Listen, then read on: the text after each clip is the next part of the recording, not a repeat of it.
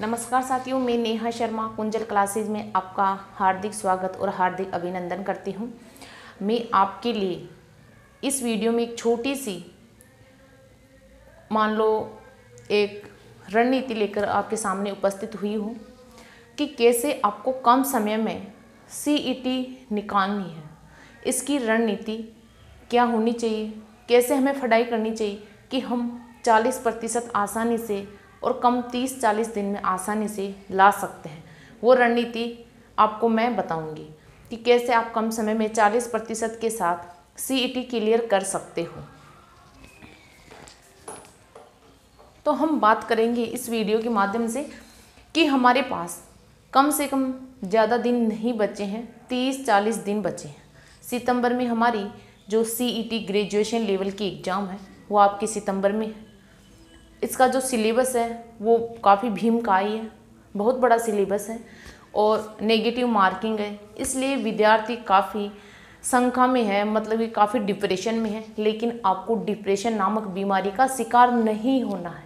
पहली बात, दिमाग में बिल्कुल बोझ नहीं होना चाहिए। आपका दिमाग और आपका दिल बहुत खुश होना चाहिए कि कोई बात नहीं, सरकार ने जो फैसला लिया है अच्छा लिया है, चाहे गलत लिया है। हमें केवल मेहनत करनी है, हमें केवल मेहनत करने का हक है। क्लियर? आप ज़्यादा डिप्रेशन में नहीं रहोगे, क्योंकि डिप्रेशन सब बीमारियों की जड़ है और ना ही आप अपनी एग्ज़ाम को क्लियर कर पाओगे। ठीक है, तो सबसे पहले मैं आपको बताऊं कि आपके जो फॉर्म भर रहे हैं, फॉर्म वो आपके 9 अगस्त से 8 सितंबर तक भरेंगे। 8 सितंबर 2024 तक भरेंगे। देखो, फॉर्म भर देना, अभी भर देना, ये नहीं कि बाद में आप फॉर्म भरने भगो और वो करो। फॉर्म आज से शुरू हो चुके हैं, आप आराम से फॉर्म भर दीजिए, कोई दिक्कत नहीं है। फॉर्म में कोई गलती मत करना, थोड़े ध्यान से फॉर्म भरना। ठीक है, अब रही बात आपका पेपर 150 पर्सन आएंगे, 300 अंक आएंगे। ये सबको, ये चीज़ें सबको पता है, पहले भी मैं वीडियो बनाकर इनकी जानकारी आपको दे चुकी हूँ। क्लियर? अब आपको करना क्या है, नेगेटिव मार्किंग भी आपके 1/3 रहने वाली है, ये कम ज़्यादा नहीं होगी। देखो, ये दुखदायी स्थिति तो इसलिए है क्योंकि ये जो भी पात्रता परीक्षा है किसी में नेगेटिव मार्किंग नहीं है, केवल सीईटी में ही नेगेटिव मार्किंग हो रही है। एक दुखदायी स्थिति है, कोई बात नहीं। वो नेगेटिव मार्किंग जितने भी बच्चे सीईटी की एग्ज़ाम देंगे वो सबके लिए होगी। ये तो है नहीं कि एक बच्चे के लिए होगी या 2 बच्चों के लिए होगी। क्लियर? वो कोई बात नहीं, जो हो गया सो हो गया। अब हल्ला मचाने से, शोर करने से कोई मतलब नहीं है। अब आपको केवल पढ़ाई पर फोकस करना है। अब सबसे पहले आपके पास अगर सिलेबस आपने निकलवा लिया तो बहुत अच्छी बात है, और नहीं भी निकलवाया तो आपको सिलेबस निकलवा लेना है। सबसे पहले सिलेबस आपके हाथ में होना चाहिए। क्लियर? जो टॉपिक, अब उस सिलेबस का एक बार आप शांत मन से अध्ययन करिए कि जो टॉपिक आपको अच्छे से आते हैं तो उनके सामने आप टिक का निशान लगाइए। ठीक है? जो आपको अच्छे से आते हैं और आपको केवल जिन टॉपिक को देखने की ही ज़रूरत है, मतलब कि आपकी जो टॉपिक अच्छे से तैयार है केवल उनको देखना ही है, तो आप उनको एक थोड़े से 10-5 दिन के लिए साइड में रख दीजिए।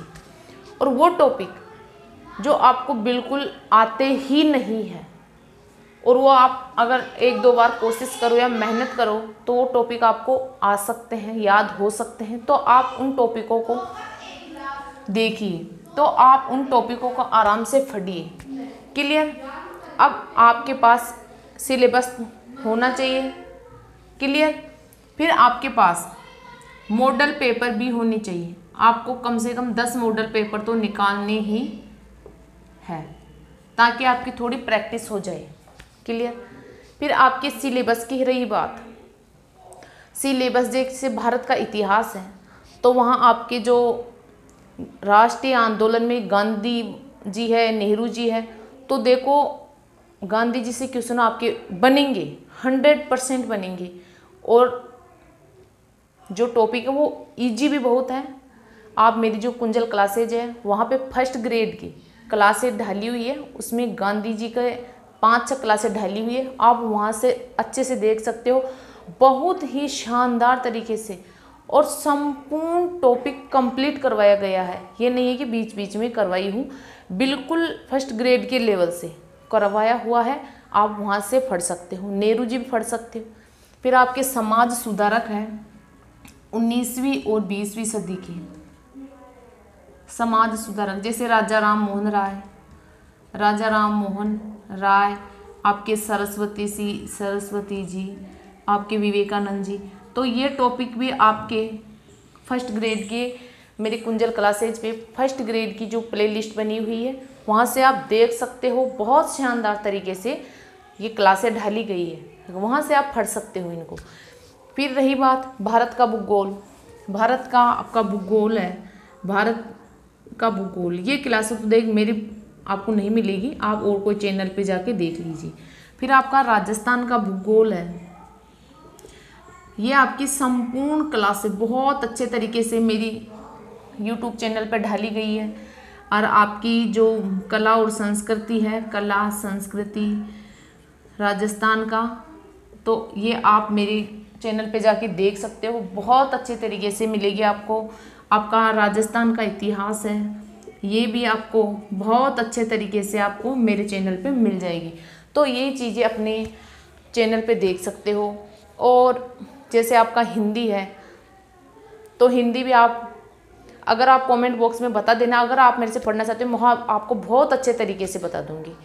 कमेंट बॉक्स में बता देना, अगर आपको पढ़नी है तो मैं आपको करवा दूंगी हिंदी भी CET के लिए।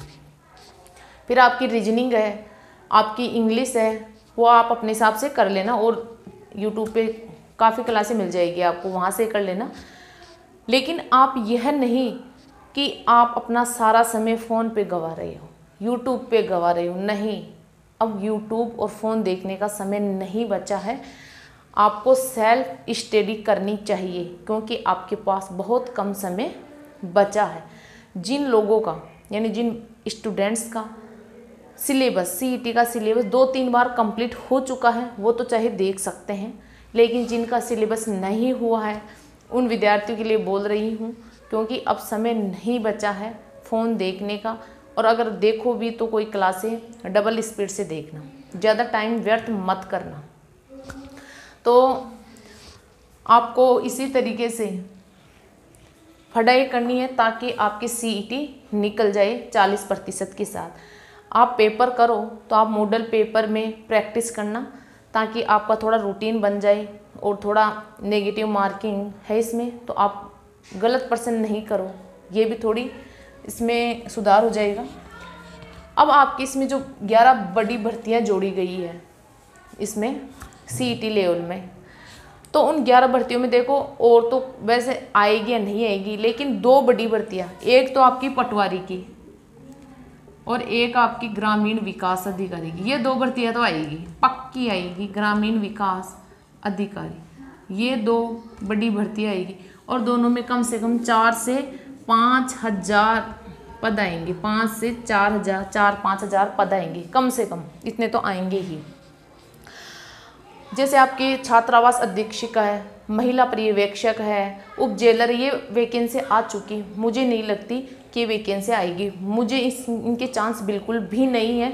बस आपकी ये पटवारी की और ग्रामीण विकास अधिकारी, ये 2 अच्छी भर्तियां हैं, बड़ी भर्तियां हैं और ये 100% आएगी। तो आपको CET निकालनी है तो इनके लिए ही निकालनी है। तो आपको इतना मैं बता दी हूँ। ये आपको जो कितने % आएंगे, कितने नंबर के आएंगे, कितना समय आएगा, फॉर्म कब से भर रहे हैं, सिलेबस क्या रहने वाला, नेगेटिव मार्किंग क्या है, ये तो नॉर्मल बातें हैं। ये तो आप एक बार नहीं 50 बार पढ़ चुके हो, देख चुके हो। लेकिन मेरा मानना यह है, मैं आपको फिर दोबारा बता रही हूँ, सिलेबस, एक मॉडल पेपर, ये दोनों चीज़ें आपके टेबल पे होनी चाहिए। सिलेबस और मॉडल पेपर आपकी टेबल पे होने चाहिए। सिलेबस में जो टॉपिक आपको आते हैं उनको टिक लगा के एक बार साइड में कर दीजिए। जो टॉपिक नहीं आते हैं आप उनको थोड़ा गौर से देखिए। और जो भारत का भूगोल है, ज़्यादा उनमें जैसे कई टॉपिक हैं, जैसे भारत का फसलें हैं, भारत के भूगोल में फसलें, तो उसमें 4-5 फसलें ही दे रखी है, जैसे गेहूँ, बाजरा, चावल, तो आपको वही पढ़नी है। आपको ज़्यादा विद्वान और विदुषी बनने की ज़रूरत नहीं है, केवल आपको जो मेंशन कर रखे हैं सिलेबस में वही टॉपिक पढ़ने हैं। फालतू की ज़्यादा जानकारी जुटाने की ज़रूरत नहीं है। जानकारी जुटानी है तो एग्ज़ाम बाद में आप आराम से जुटाइए, कोई दिक्कत नहीं है, और आराम से पढ़ते रहिए, मस्त रहिए, और फालतू का दिमाग ख़राब करने की ज़रूरत नहीं है, ज़्यादा डिप्रेशन पाने की ज़रूरत नहीं है। जो हुआ है सभी के लिए हुआ है, ये तो है नहीं कि एक बच्चे के लिए हुआ, एक बच्चे के लिए हुआ, सबके लिए हुआ है। नेगेटिव मार्किंग है तो है, इसमें कोई दिक्कत नहीं है, क्योंकि वो पेपर एक के लिए नहीं, सभी बच्चों के लिए हार्ड होने वाला है। क्लियर? अब मैं ये इतनी जानकारी आपको दे चुकी हूँ, और आपको अच्छे से अपनी पढ़ाई करनी है और CET क्लियर कर ही लेनी है। तो मिलते हैं अगली क्लास में। जय हिंद, जय भारत।